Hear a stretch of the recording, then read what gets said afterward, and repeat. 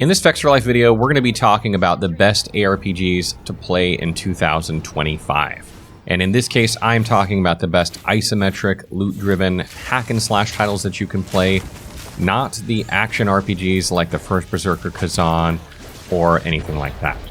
2025 has been an insanely good year for ARPGs, and let's face it, ARPG players have like a whole slew of games to choose from. There are so many good titles out there. But in this video, I want to talk about the best 5 ones that you can play moving forward with the year. So these aren't in any particular order. I didn't rank them or anything like that. But first on our list is Path of Exile 2.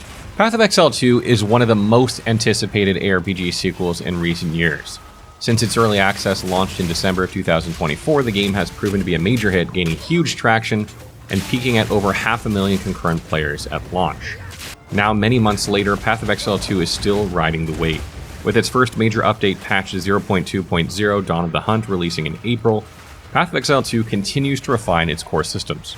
Despite being in early access, Path of Exile 2 already delivers a 3-act campaign, 6 after full release, providing around a whopping 25 to 30 hours of gameplay, 6 available classes to choose from, 12 at full release, a massive skill tree to get your head spinning, in a good way of course, and a reworked endgame. Honestly, the early access content is already on par with most ARPGs, and the game hasn't even fully released yet. As a theory crafter, what I love most about ARPGs is their build crafting mechanics, the ability to create a unique playstyle according to your preferences. And Path of Exile 2 definitely shines in this respect. Each class comes with its distinct passive tree boasting over 1,500 nodes, providing players a higher level of precision and depth for customization. You can go full glass cannon with daggers 1 minute or be an invincible monk the next. From stat changes to skill modifiers, everything feels tuned in Path of Exile 2 to push your creativity and to see what you can come up with. The build potential here is endless, and now with dual specialization, players can equip 2 separate weapon sets, each with its own unique skill tree. This opens up a whole new level of build crafting, allowing you to freely utilize each weapon's strengths. And another new feature that I'm really enjoying is the one weapon, one skill mechanic, where each weapon in Path of Exile 2 is directly tied to a specific skill. A major shift from the predecessor's gem-based system, making builds more deliberate and way more satisfying than stacking gems. Honestly, Path of Exile 2's early access already feels like the full release of another game. Between customization and experimental freedom, it's a haven for theory crafters everywhere and worth getting into if you haven't checked it out, or maybe if you've taken a break since the game's launch. Next on our list is Last Epoch. While Last Epoch's launch wasn't as explosive as its peers, it quietly rose to become one of the most beloved ARPGs in the genre. Fully released back in 2024, it paved its way to the hearts of ARPG veterans, casual gamers, theory crafters, and even solo adventurers. Things really took off with Season 2, Tombs of the Erased, and no, it didn't just meet expectations, it exceeded them. With a successful launch, revamped endgame system, and massive gameplay improvements, Last Epoch garnered overwhelming praise from its community, and rightly so. Now with Season 3 Beneath Ancient Skies officially confirmed, I'm thrilled to see how the developers will expand the world of Last Epoch. Last Epoch is set in the world of Edera, fractured across multiple timelines. You'll be hopping between time in hopes of uncovering the past, altering the future, and preventing an impending apocalypse, facing off against enemies unique to each era. I have to say it gets pretty chaotic, but it gets all stitched together quite cleanly. Last Epoch at its core delivers a satisfactory ARPG loop, slay monsters, loot drops, and chase better gear. Combat is responsive and clean, and it feels impactful without the need to blind you with bloated special effects. And with a full campaign of 9 chapters, deep build crafting mechanics, and extensive endgame systems, players can expect 50 to 100 hours of gameplay per character. That's not an exaggeration, that's how hooked you'll get. But what sets Last Epoch apart from the rest of the ARPGs is its accessibility. It's a great entry point for new ARPG players, delivering almost the same level of build customization as its competitors, except for Path of Exile 2 of course, but in a far more user-friendly way. I was generally impressed by how build crafting feels in Last Epoch. It feels less overwhelming compared to its peers, and skill trees and modifiers are easier to understand, have more intuitive feels to them, and things seem to just click. And it's not just me saying that either, as the community has shown consistent appreciation for its intuitive mechanics, thoughtful design, and how enjoyable it is to build craft without the need for external guides. If you're into customization without overly complicated systems, Last Epoch is the ARPG for you. It's jam-packed with content, easy to grasp, and perfectly suited for solo runners. And did I mention microtransactions are all purely cosmetic? That is a bonus as well. Next up is No Rest for the Wicked. Moon Studios, best known for Ori and the Blind Forest, surprised the ARPG community by jumping into the ARPG genre and releasing the early access for No Rest for the Wicked last April in 2024. In a sea of ARPGs, it immediately stood out for its bold, isometric, Diablo-like gameplay that is fused with Souls-like combat. No Rest for the Wicked aims to redefine what ARPGs are, and it's doing so in its own unique way. Moon Studios has been nothing but transparent about this title as well, and the developers are active and engaged with the community, and so far they've released one major post-launch update that was released 1 year after early access began, and this is The Breach. This massive update got the community craving for more, and it doubled the size of Isla Sacra, along with 2 new regions to explore, each with new sets of enemies, bosses, loots, and secrets, and a revamped loot system and new weapon types. I'll be honest, No Rest for the Wicked is not for everyone. It's a new spin on ARPGs, and even though the art direction is gorgeous, and it's sort of wrapped in this paintedly haunted art style, think of like Okami or something like that, combat is much more methodical where you have to manage your stamina, you have to manage your weight, dodge rolls, cooldowns, and also the number of enemies that you're facing can make things very, very challenging. And even though I think a lot of people really enjoy this, it's absolutely not a title that everyone will enjoy. Regardless, it's slower and feels heavier, being hit punishes you much more quickly, and you can't just sweep through an area by spamming your AoE skills like you can in some other ARPGs.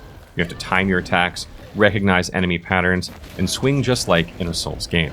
Customization and build crafting are the foundations of any great ARPG, and you might wonder what kind of tinkering is in store for you in No Rest for the Wicked.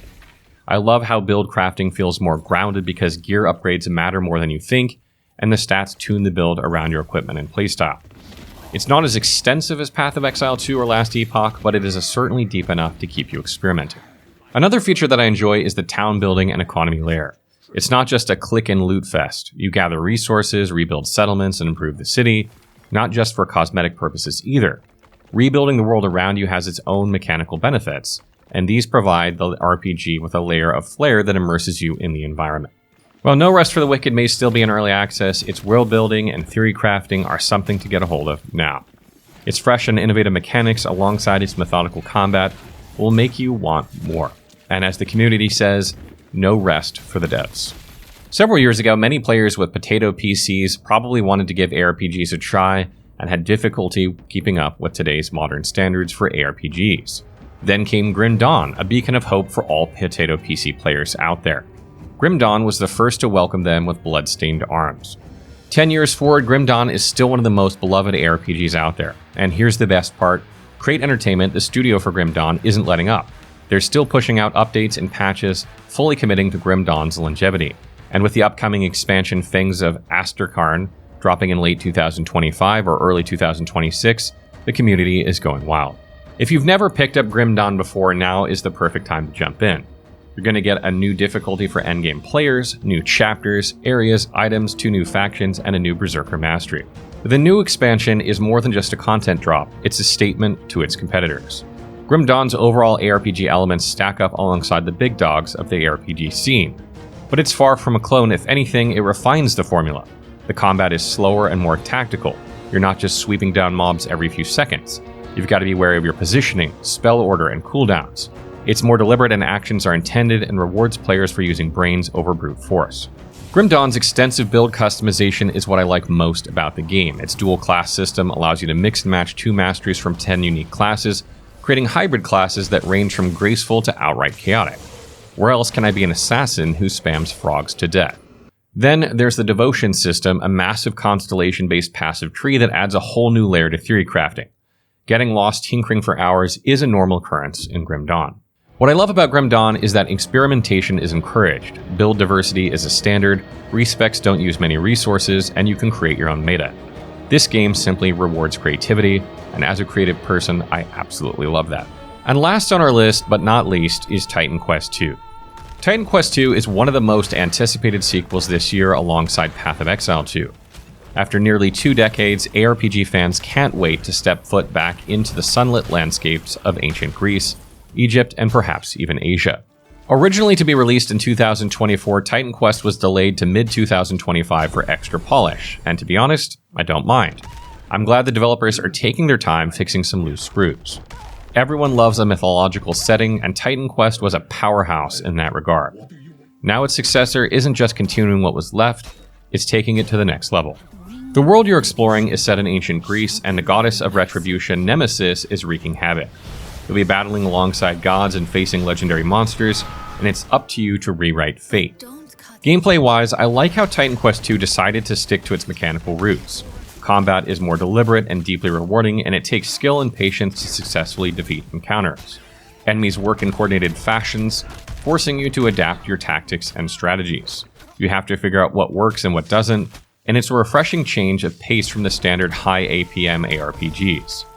The build crafting in Titan Quest II is also worth looking into. It's fast and diverse, and you can modify almost everything in the game.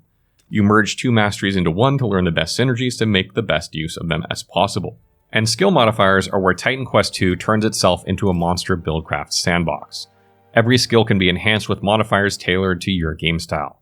I'm pretty excited to see what I can create using each of these modifiers, perhaps a defensive shield that modifies into a reflective barrier or a low cooldown ice shard that cancels channeled enemies. One thing worth mentioning is the handcrafted feel of Titan Quest II as well. It's kind of a relief that the world is sunlit and not your typical doom and gloom ARPG, which many fall under, and the game looks astonishingly graceful and the environment feels alive, and somehow it makes me want to explore every corner of the map. The game is in no rush to push you to the next main quest, and instead it rewards you for slowing down and taking the time to unlock secrets and engage with the world. Although Titan Quest II is not currently available to be played, we do expect early access to release sometime soon, so you should be able to play this in the next few months. So that wraps up our video for best ARPGs to play in 2025. I hope you guys got something good out of this one. There are a lot of great ARPGs out there. Did I get the ones that you guys think are the top 5? Are there better ARPGs out there that maybe I missed? Let me know in the comments below.